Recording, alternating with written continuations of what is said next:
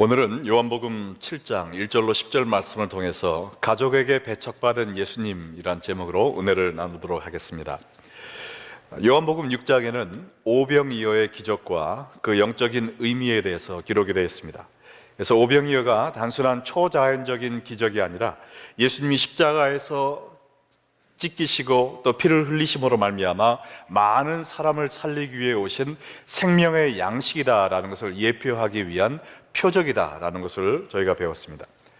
이 오병이어 표적은 예수님이 돌아가시기 1년 전 4월경에 있었던 6월절에 있었던 이야기입니다. 요한복음 7장에 기록된 이야기는 그로부터 6개월 후인 10월경에 있는 초막절에 있었던 일인데요. 요한복음 7장 1절과 2절을 먼저 읽어보겠습니다. 그 후에 예수께서 갈릴리에서 다니시고 유대에서 다니려 아니하심은 유대인들이 죽이려 함이로라. 유대인의 명절인 초막절이 가까운지라. 예수님이 요한복음 5장에 나타난 38년 된 병자를 안식일에 고치신 후에 유대인들이 화가 났습니다. 아니, 어떻게 안식일 날 남을 고치는 일을 하느냐. 그래서 예수님이 대답하시기를 내 아버지가 일하시니 나도 일한다 라고 말씀하시면서 엎친 데 덮친 격으로 아버지와 나는 하나다, 나는 곧 하나님의 아들이다 라는 원자폭탄 선언을 하셨죠. 그 이야기를 듣고 유대인들이 이 예수를 죽여야 된다, 안식일을 범하는 죄를 범할 뿐 아니라 자기가 하나님과 동등이라고 하는 이러한 죄까지, 신성모독죄까지 짓고 있기 때문에 예수를 잡아 죽이자라는 이러한 결의를 하게 되었습니다. 그래서 예수님은 아직 십자가에서 돌아가실 때가 안 되었음을 아셨기 때문에 유대인들이 그 세력이 왕성한 그 예루살렘 유다 지역에 가지 않으시고 북쪽에 있는 갈릴리 지역에서 사역을 하셨습니다. 그런데 예수님께서 유다의 지역으로 가지 않으면 안 되는 시기가 됐습니다. 그 이유는 유대 민족들에게 가장 중요한 3대 명절 중에 하나인 초막절이 다가왔기 때문입니다. 이 6월절이 애굽에서 해방된 것을 기념하는 명절이라면 초막절은 광야에서 40년 동안 하나님이 그들을 인도해 주신 것에 대한 감사를 드리는 추수감사절과 같은 명절이었습니다. 그래서 이 초막절이 다가오면 모든 유대인들은 예루살렘 근처로 가서 거기에 텐트를 치고 8일 동안 가족끼리 그 텐트에서 기거하면서 40년 동안 장막 생활을 했을 동안에 하나님이 구름기둥과 불기둥으로 그들을 인도해 주시고 만나와 메추라기로 그들을 먹이신 것에 대한 감사를 하면서 온 예루살렘이 축제 분위기로 들뜨는 그러한 기쁨의 계절이었습니다. 이 초막절이 모든 유대인들에게는 기쁨의 시간이 되었는지 모르지만 십자가 죽음을 6개월 앞둔 예수님에게는 고난의 시절이었습니다. 뭐냐면 예수님이 자신이 생명의 떡임을 선포한 후부터 많은 제자들이 그를 떠나고 예수님이 사람들에게 배척을 당하기 시작했는데 이 초막절을 전후로 해서 예수님의 가족에게도 배척을 당하게 됐습니다. 그리고 이 초막절 기간 동안에 예루살렘 성전에서 말씀을 전하시면서 성전 안에 있던 사람들에게 또한 배척을 당하셨습니다. 그래서 앞으로 6개월 후에 다가올 십자가의 고통의 죽음을 향해 한 걸음 한 걸음 나아가시는 그러한 힘든 발걸음을 걷게 되신 것입니다. 그래서 오늘 이 말씀을 통해서 이러한 고난의 길을 통해서 우리에게 구원을 주신 예수님께 더욱더 감사하는 마음을 가지시고 또한 그의 발자취를 쫓아가기로 헌신하는 여러분들 되시기를 주의 이름으로 축원합니다. 자, 그래서 요한복음 7장은요 세 부분으로 나눌 수 있는데 오늘의 본문인 요한복음 7장 1절과 10절은 초막절 바로 전에 있던 사건을 이야기하고 다음 주에 보게 될 요한복음 7장 11절로 36절 말씀은 초막절 기간에 발생한 사건을 이야기하고 또 2주 후에 살펴볼 요한복음 7장 37절로 53절 말씀은 초막절 마지막 날에 있던 사건을 이야기하고 있습니다. 그래서 오늘 말씀에 보면 예수님이 그의 형제들과 대화 나누는 장면이 나와 있는데 오늘 이 모습을 통해서 세 가지의 중요한, 예수님에 대한 세 가지 중요한 진리를 깨닫게 됩니다. 첫 번째 진리는 예수님은 가족에게 거부당하셨다라는 사실입니다. 예수님은 가족에게 거부당하셨다. 성경에 보면 마리아가 성령에 잉태하여 예수님을 가진 후에 남편 요셉을 통해서 4명의 아들과 또 수명의 딸들을 가졌음을 보게 됩니다. 마태복음 13장 55절과 56절에 보면 이는 그 목수의 아들이 아니냐, 그 어머니는 마리아, 그 형제들은 하면서 예수님의 동생 이름이 나오죠. 야고보, 요셉, 시몬, 유다라 하지 않느냐. 그 누이들은 다 우리와 함께 있지 않냐. 그런즉 이 사람의 이 모든 것이 어디서 났느냐 하고, 예수님이 권세 있게 가르치시는 걸 보고 이 사람은 그 목수의 아들인데 우리가 그 어머님과 동생들을 다 아는데 어디서 이러한 권세를 가지고 말씀을 전하는 능력을 얻으신 거지? 라고 사람들이 이야기했던 것이죠. 그래서 이 구절을 통해서 예수님은 4명의 half brother죠. 왜냐하면 어머니는 같았지만 아버지가 달랐습니다. 예수님의 아버지는 누구셨죠? 하나님이시고 이 사람들의 동생들의 아버지는 누구였습니까? 요셉이었죠. 그래서 4명의 남동생과 그 다음에 수명의 여동생들이 있었다. 그래서 갈릴리 나사렛에서 함께 성장했음을 알 수 있습니다. 그런데 안타까운 사실은 예수님을 곁에서 지켜보며 함께 자라났던 이 예수님의 동생들도 예수님을 믿지 않았다는 사실입니다. 우리가 너무나도 큰 사물을 너무 가까이에서 보게 되면 그 사물을 알아보지 못합니다. 그와 마찬가지로 하나님의 아들이신 위대한 메시아 예수님을 가까이에서 생활하다 보니까 우리 형인데, 우리 오빠인데 하면서 예수님을 메시아로 모셔드리지 못한 것입니다. 그래서 예수님을 믿지 않고 그를 떠난 제자들처럼 불신의 눈으로 예수님을 바라보면서 예수님이 집에 오셨을 때 그를 조롱하는 모습을 보게 됩니다.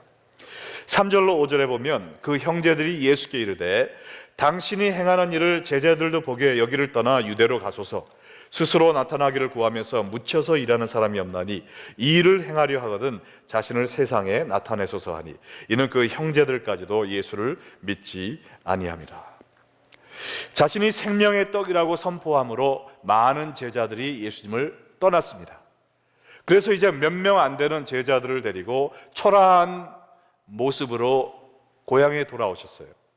그때 이 형제들이 예수님에 대해서 빈정거리며 하는 말입니다. 아마 이런 투로 얘기했을 거예요. 예수 형 오랜만이에요. 근데 진짜로 당신이 하나님의 아들이라는 말을 아직도 하고 다니는 겁니까? 근데 하나님의 아들이라는 사람이 이게 웬 꼴이 왜 이렇게 초라합니까? 따르던 사람들 다 어디 갔어요? 당신이 진짜 하나님의 아들이라고 생각한다면 이제 곧 초막절이 되어서 많은 사람들이 예루살렘으로 몰릴 텐데 거기 가서 아주 큰 기적을 하나 베풀어 보시죠. 그러면은 우리 형을 떠났던 이 모든 제자들도 다시 오지 않겠습니까? 라고 하면서 서로 비웃으면서 예수님을 조롱하면서 하는 말입니다. 예수님을 위해서 선의의 뜻으로 한 말이 아니에요. 왜냐하면 5절 보니까 이렇게 이야기한 이유는 그 형제들도 예수를 믿지 아니함이라 그래, 이렇게 말하지 않았습니까? 근데 성경에 보면 예수님을 믿지 않은 정도가 아니라 그 가족들은 예수님이 미쳤다라고 생각을 했습니다. 마가복음 3장 21절에 보면 예수의 친족들이 듣고 그를 붙들러 나오니 이는 그가 미쳤다 함이러라. 근데 이것은요 이미 성경에 예언된 이야기였습니다.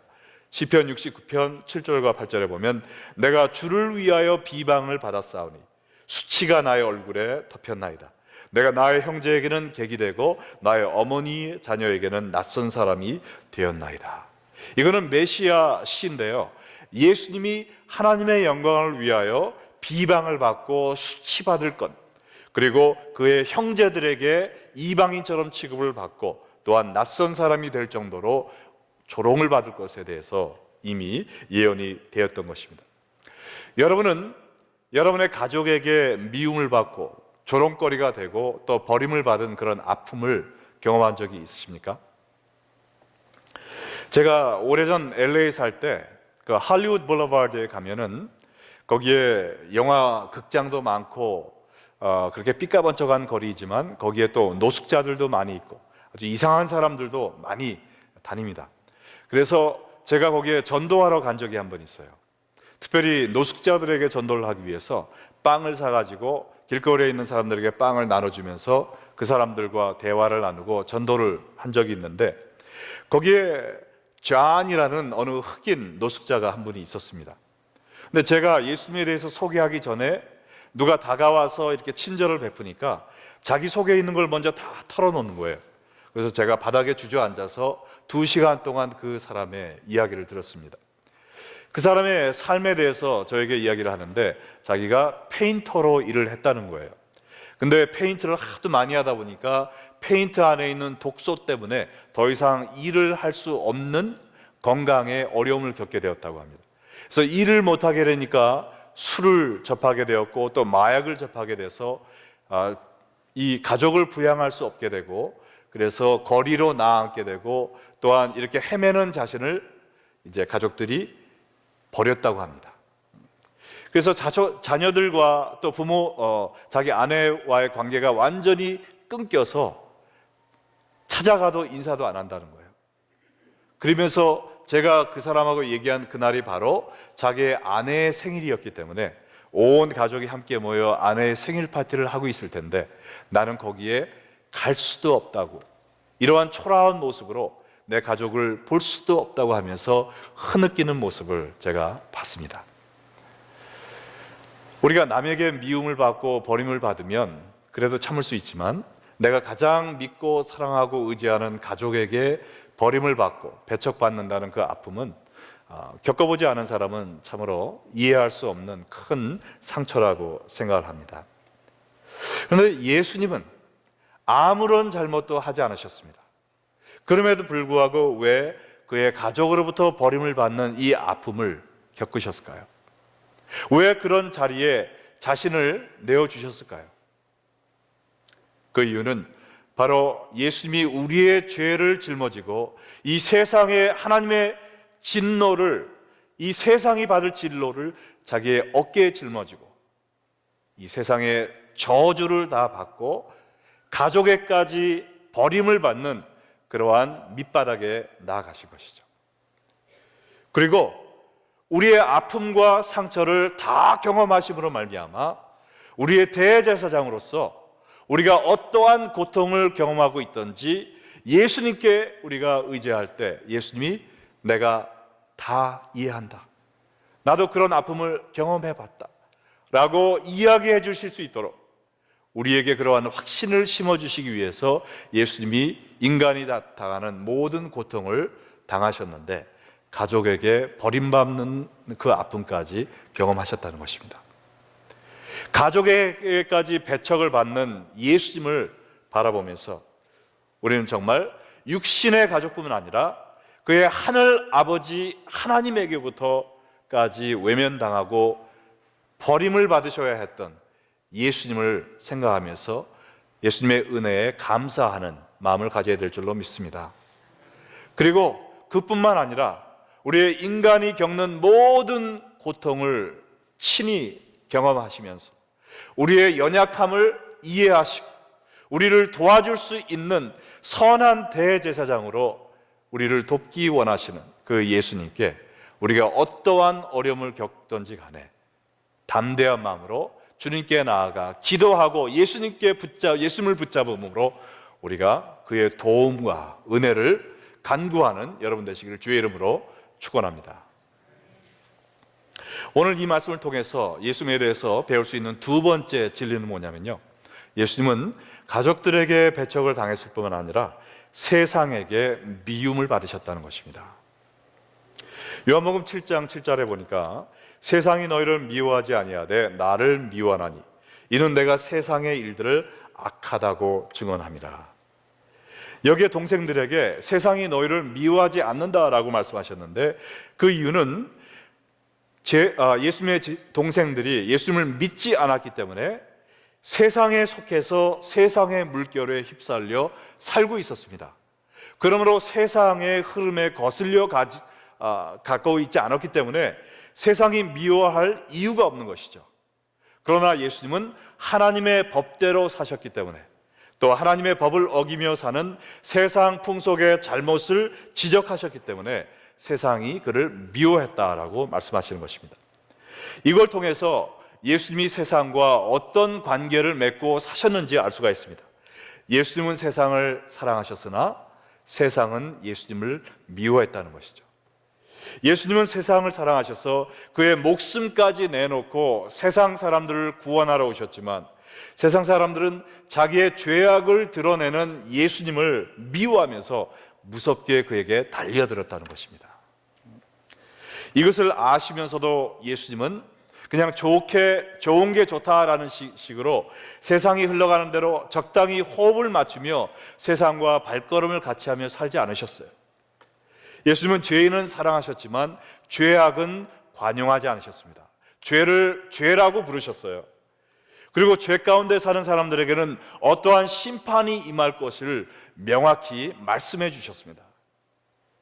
참 사랑은요, 사람들이 듣기 좋아하는 말만 해주는 것이 아닙니다.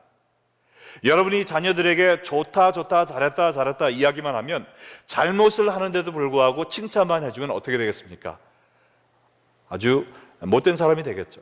이와 마찬가지로 참 사랑은 그 사람에게 필요한 것을 주는 것입니다. 칭찬과 격려가 필요한 사람에게는 칭찬과 격려를 해주지만, 사랑의 매가 필요한 사람들에게는 사랑하는 마음으로 진실을 얘기하는 것이 참된 사랑입니다. 예수님이 세상의 죄악을 지적한 것은 세상을 미워해서가 아니라 세상을 참으로 사랑하기 때문이었습니다. 물론 우리가 이 예수님의 발자취를 쫓아갈 때 바른 말 여기저기 쫓아다니면서 당신은 이게 잘못되고 당신은 저게 잘못됐고 그래서는 안 되죠. 우리가 진실을 이야기하되 반드시 사랑으로 이야기해야 됩니다.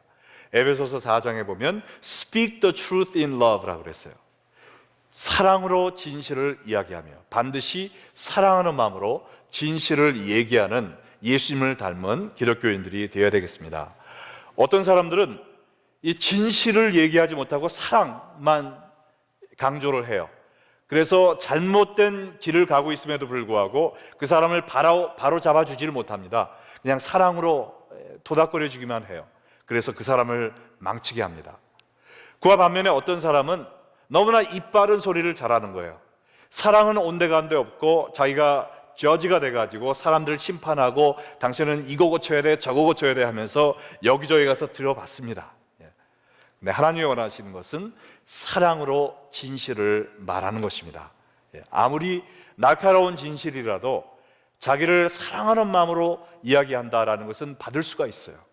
그러므로 예수님의 발자취를 쫓아가면서 사랑으로 진실을 이야기하는 여러분 되시기를 주의 이름으로 축원합니다.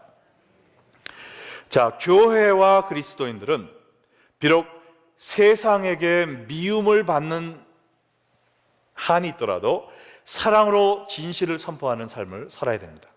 지금 미국의 대세가 어떻게 변하고 있습니까? 지금 동성연애자가 무슨 영웅인 것처럼 지금 변하고 있어요. 지금 이 시카고 우리 멀지 않은 곳에서도 남자인데 불구하고 자기는 여자라고 주장하는 학생을 위해서 그 남자가 여자 화장실을 쓰도록 교육국에서 허락을 했잖아요. 그래가지고 지금 그 여학생들이 스트레스를 받고 난리가 났습니다. 그래서 학부모들이 지금 단체로 그 교육국을 소송을 걸었다고 지금 신문에 나와 있는데, 마치 동성연애자인 것이 무슨 벼슬이라도 되는 것처럼 너도 나도 지금 자랑스럽게 그 죄악을 행하는 것을 사람들에게 밝히고 있어요. 설상가상으로 정치인들뿐만 아니라 여러 기독교 교단 중에서도 동성연애자들을 안수까지 주면서 그 사람들의 라이프스타일까지도 품어야 된다라고 얘기하는 교단들이 점점 늘어가고 있습니다. 그러나 우리가 어떠한 불이익을 당한다 할지라도 성경에서 죄라고 명시하는 것은 죄라고 부를 수 있는 용기가 있어야 될 줄로 믿습니다. 우리가 물론 어떠한 죄든지 그 죄인은 사랑하고 품어야 되지만 그 사람들의 죄는 우리가 죄로 정의하고 정죄하고 그 죄에서 벗어날 수 있도록 도와주고 기도해주고 이끌어줘야 될 줄로 믿습니다. 네. 그리고 이 세상에서는 우리가 성공하고 그 다음에 부자가 되기 위해서 조금 거짓말해도 어때? 뭐 조금 사기쳐도 어때? 조금 속임수 써도 어때? 라고 이러한 얘기를 하지만은 우리가 기독교인은 이 세상에서 성공하는 것이 더 중요한 것이 아니라 하나님 앞에서 올바른 삶을 사는 것이 더 중요한 것임을 믿으시기 바랍니다. 그래서 조금이라도 마음의 거리낌이 되는 것은 우리는 하지 말아야 되죠. 그리고 죄는 죄라고 불러야 되는 것입니다. 왜냐하면 우리가 먼저 거룩한 삶을 살지 않으면서 어떻게 죄악 가운데 살고 있는 사람에게 똑바로 살아라고 이야기할 수 있겠습니까? 우리가 먼저 하나님 앞에 똑바로 서지 못하면 남을 올바른 길로 인도하지 못합니다. 근데 이것이 참 쉽지 않아요. 유혹이 만만치 않습니다. 제가 얼마 전에 이걸 경험을 했거든요. 저와 제 아내가 얼마 전에 신방을 갔는데 신방을 끝나고 와보니까 차 유리가 와장창 박살이 났더라고요. 근데 그 안에 제가 마침 제 손가방, 그 다음에 랩탑 컴퓨터하고 뭐 책들이랑 다 들어있었는데 그것까지 가져간 거예요. 그리고 제 아내가 아이패드를 갖고 왔는데 그것도 없어졌다고. 그래서 경찰에 전화를 했죠. 911 전화해서 폴리스 리포트하고, 그 다음에 유리창 깨진 것은 카 인슈런스가 갈아줬는데 이 차 안에서 잃어버린 것은 홈오너스 인슈런스가 보상을 해주더라고요. 그래서 연락을 했더니 디덕더블이 1,000불이에요. 근데 생각을 해보니까 랩탑하고 아이패드하고 하면 1,000불이 좀 넘겠어요. 그래서 그래도 한번 청구를 하자 그래서 클레임을 했습니다. 그래서 지금 다 끝났어요. 이제는 체크가 얼마가 뭐 나올진 모르지만 체크만 기다리고 있던 중이었어요. 근데 며칠 전에 제 아내가 저한테 와서 이러는 거예요. 여보, 내 아이패드이 차 안에 들었는 줄 알았는데 보니까 집에 있었네. 아이패드는 잊어먹지 않았어. 그러는 거예요. 그래서 그럼 이제 어떡합니까? 경찰 리포트도 다 했고 보험 클레임도 다 했고, 근데 아이패드가 빠져버리면 잊어버린 게 1,000불이 될지 안 될지 모르는 거예요. 괜히 청구해가지고 돈도 못 받고 이것만 레이트만 올라가면 어떡해요. 근데 그 순간에 제가 목사임에도 불구하고 제 마음에 유혹이 들어오더라고요. 내가 말 안 하고 가만히 있으면 체크가 오늘 내일 도착할 텐데 누가 알겠냐 이거예요, 이거. 그러면서 이거 내가 전화해서 이야기해야 되나 말아야 되나. 그 순간에 오락가락 하더라고요. 근데 전화하는 게 맞습니까? 안 하는 게 맞습니까? 하는 게 맞는 거예요. 여러분들 다 전화하시죠? 제가 전화했겠습니까? 안 했겠습니까? 안 했으면 얘기를 안 했겠죠, 제가 여기서. 네. 물론 했죠. 물론 했지만 제 마음속에 유혹이 있는 것을 발견했다는 것이죠. 내가 입 다물고 있으면 공짜로 몇백 불이 더 생기고 걸릴 이유가 없는데 수고스럽게 전화까지 해야 되나 하는 이 마귀의 생각이 제 마음속에 들어오던 말이란 것입니다. 들어오던 거란 뭐라 그러죠? 요새 뭐 그 드라마에서 뭐 끝내는 거 있잖아요. 근데 전 그 드라마를 안 봐서 모르겠지만, 자, 그러나 여러분, 우리가 하나님의 말씀대로 살아야 될 이유가 바로 여기에 있는 것이죠. 우리가 먼저 신앙인으로서의 거룩함을 상실한다면, 신앙인으로서 말씀을 끝까지 순종하는 순결함을 상실한다면, 죄악 속에 있는 사람들에게 우리가 무슨 얼굴로 그 사람들에게 진리를 선포할 수 있겠습니까?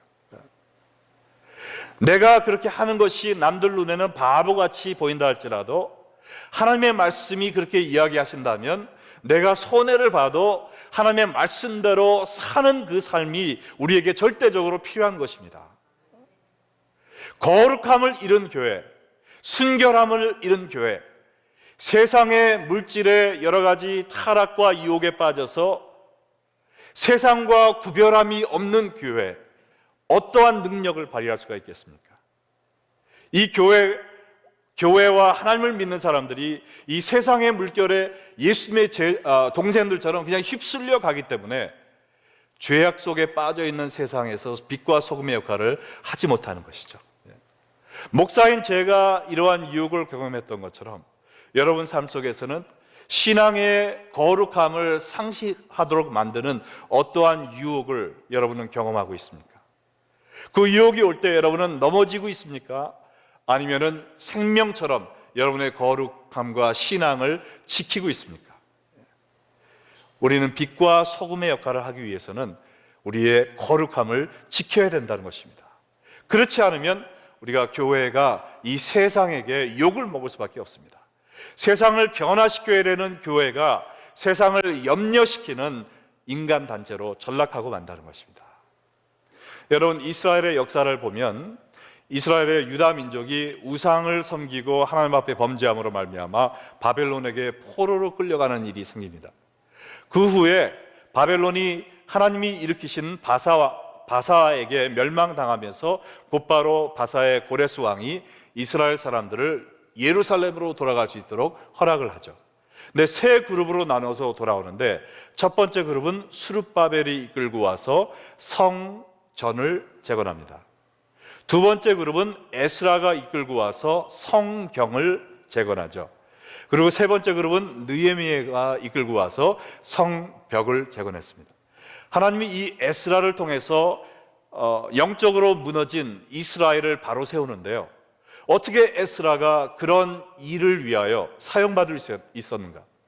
성경에 보면 에스라의 결심이 나와 있습니다. 여기 에스라 7장 10절 한번 같이 읽어보겠습니다. 에스라가 여호와의 율법을 연구하여 준행하며 율례와 규례를 이스라엘에게 가르치기로 결심하였더라. 에스라가 결심한 것이 무엇입니까? 세 가지입니다.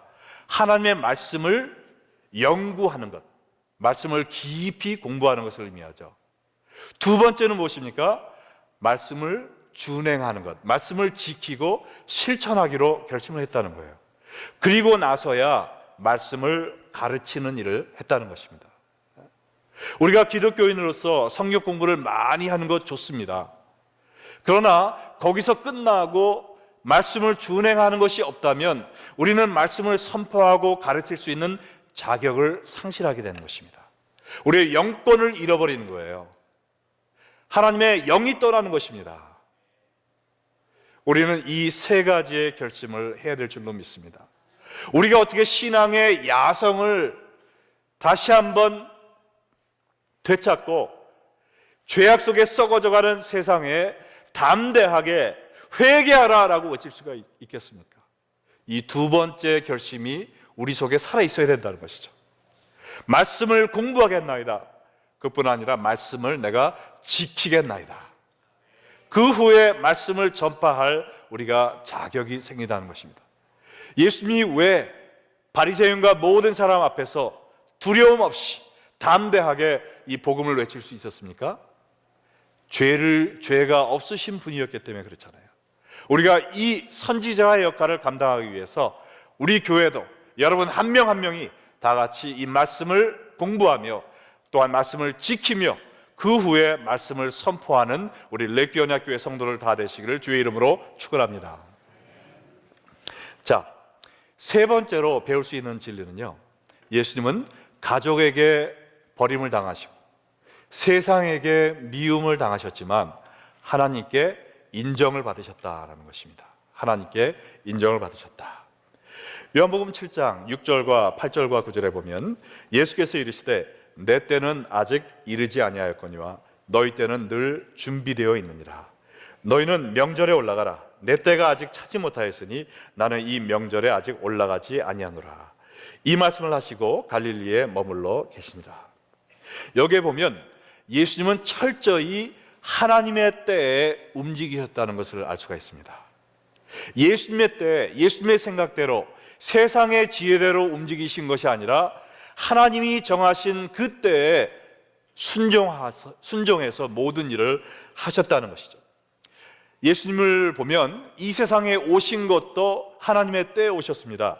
갈라디아서 4장 4절에 보면 때가 참에 하나님이 그 아들을 보내사 여자에게 나게 하시고 율법 아래 나게 하신 것은 때가 참에 하나님의 때에 오셨어요. 십자가에 돌아가시고 부활하신 것도 하나님께서 성경에 말씀해 놓으신 그때에 하셨습니다. 고린도전서 15장 3절과 4절을 보면 내가 받은 것을 먼저 너희에게 전하였노니 이는 성경대로 그리스도께서 우리 죄를 위하여 죽으시고 장사 지낸 바 되셨다가 성경대로 사흘 만에 다시 살아나사 이뿐 아니라 재림하신 것도 하나님의 때에 오시게 됩니다. 마태복음 24장 30절에 보니까 그때 하나님이 정하신 때에 말이죠, 인자의 징조가 하늘에서 보이겠고 그때에 땅의 족속들이 통곡하며 그들이 인자가 구름을 타고 능력과 큰 영광으로 오는 것을 보리라. 왜 예수님이 하나님께 인정을 받으셨습니까? 예수님은 하나님의 시간표에 따라 움직이신 분이라는 것입니다.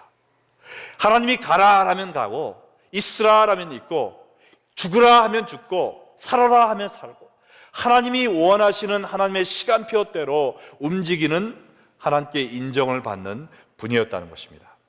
여러분, 헬라에 보면 때라는 단어가 3개가 나와 있는데 호라라는 것은 지정된 시간, 크로노스라는 건 단순히 흘러가는 시간, 카이로스는 하나님이 정하신 때를 의미합니다. 호라, 크로노스, 카이로스. 근데 이 중에 가장 중요한 것이 어느 때일까요? 세 번째, 카이로스죠. 우리는 기도하지만 기도의 응답은 하나님이 정하신 카이로스 때에 임하는 것을 믿으시기 바랍니다. 우리는 전도하지만 구원의 열매는 하나님이 정하신 카이로스 때에 맺어지는 것입니다. 우리는 선을 행하지만 그것을 거두는 것은 하나님이 정하신 카이로스 때죠. 그래서 하나님의 때, 이 카이로스를 생각하며 살아야 되는데 이 카이로스라는 것은 하나님 보시기에 의미 있는 시간을 또 이야기합니다. 예수님이 33년의 짧은 생애를 사셨어요.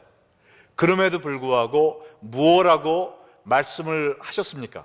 십자가에서 마지막 순간에 내가 다 이루었다. 하나님이 예수님에게 이루라고 하신 것을 다 이루었다는 것입니다. 왜냐하면 세상의 시간이 흘러가는 대로, 세상의 방법대로, 세상의 물결에 휩쓸려서 남들 하는 거 다 하면서 그렇게 허송세월한 것이 아니라 하나님의 카이로스 때에 의지해서 하나님이 원하시는 곳, 하나님이 가라는 그때에 주님의 말씀을 순종하며 살았더니 33년밖에 살지 않았음에도 불구하고 주님, 하나님이 원하신 것을 다 이루었다라는 고백을 하고 부름을 받을 수 있었다는 것입니다. 여러분, 우리가 흔히 요새를 뭐라 그럽니까? 100세 시대라고 그러죠. 100세 시대. 100세 시대라는 노래도 있잖아요. 그죠? 자, 근데 여러분, 100세 시대에 100세까지 살기 위해 많은 사람들이 노력을 합니다. 건강하다는 거, 건강식 막 먹으려고 하고요. 운동도 얼마나들 열심히 하시는지. 제가 바라옵기는 여러분들이 다 건강하게 100세 이상 장수하시길 바랍니다. 아멘이 생각보다 크진 않네요. 근데 여러분, 더 중요한 것은요, 장수 자체에 목적을 두지 말아야 된다는 것입니다. 우리가 단순히 오래 산다는 것에 미닝을 두면 안 된다는 거예요. 오래 살아도 100년, 120년 살아도 크로노스의 시간, 그저 흘러가는 남들 사는 것처럼 남들 하는 방식대로 놀고 싶을 때 놀고 가고 싶을 때 가고 자고 싶을 때 자고 세상적인 삶을 살다가 100년, 200년 산들 하나님 앞에 무엇이 가치 있는 삶이겠습니까? 의미 없는 삶이라는 거예요. 그러나 우리가 30년, 40년을 살다 간다 할지라도 세상의 물결에 흘러가는 삶이 아니라 카이로스의 삶으로 하나님의 때에 일어나고 하나님의 때에 기도하고 하나님의 때에 용서하고 하나님의 때에 사랑하고 하나님의 때에 움직이며 하나님이 원하시는 그 시간표에 따라 움직이는 삶을 산다면 우리가 얼마나 오래 살았느냐가 중요한 것이 아니라 얼마나 값진 삶을 살았느냐라는 우리의 보람된 인생을 가지고 언제인지 몰라도 하나님이 우리를 부르실 때 내가 다 이루었습니다. 하나님이 내게 맡기신 일을 충성스럽게 다 이루었습니다라는 고백을 하고 갈 수 있다면 그것이 더 복된 삶이 아니겠습니까? 여러분, 장수하시되 크로노스의 장수를 하지 마시고 카이로스의 삶에 장수하시는 여러분 되기를 주의 이름으로 축원합니다. 우리가 이런 하나님의 때에 맞춰 사는 삶을 살다 보면 하나님의 때, 하나님이 원하시는 귀한 열매들을 맺는다는 것입니다. 여러분, 예수님의 형제들이 예수를 안 믿었잖아요. 하나님을 믿지 않았잖아요. 근데 예수님이 그들을 위해 기도했을까요? 안 했을까요? 하셨겠죠. 당연히 자기 식구의 구원을 위해 기도했겠죠. 그러나 예수님이 돌아가실 때까지 그들은 예수를 믿지 않았다는 사실 아십니까? 그러나 예수님의 기도의 열매가 하나님의 카이로스의 때에 가서 맺어졌다는 것입니다. 사도행전 1장 14절에 보면 여자들과 예수의 어머니 마리아와 예수의 아우들과 더불어 마음을 같이하여 오로지 기도에 힘쓰더라. 여기에 보면 누가 있습니까? 기도의 자리에 예수의 어머니 마리아와 예수의 누가 있다고 그랬어요? 예수의 아우들, 예수님의 남동생과 여동생들이 그 어머니 마리아와 함께 예수님이 돌아가시고 승천하신 후에 그제서야 예수님의 하나님이 아들이심을 믿게 된 것입니다. 그러면 마가의 다락방에 함께 모여 전심을 다해 기도했다는 것이죠. 예수님을 믿었다는 것입니다. 하나님의 백성이 되었다는 거예요. 하나님의 때 구원의 열매가 맺혀졌습니다. 그들 가운데 두 번째 아들 야고보죠. 사도행전 15장 13절에 보면 이렇게 나와 있습니다.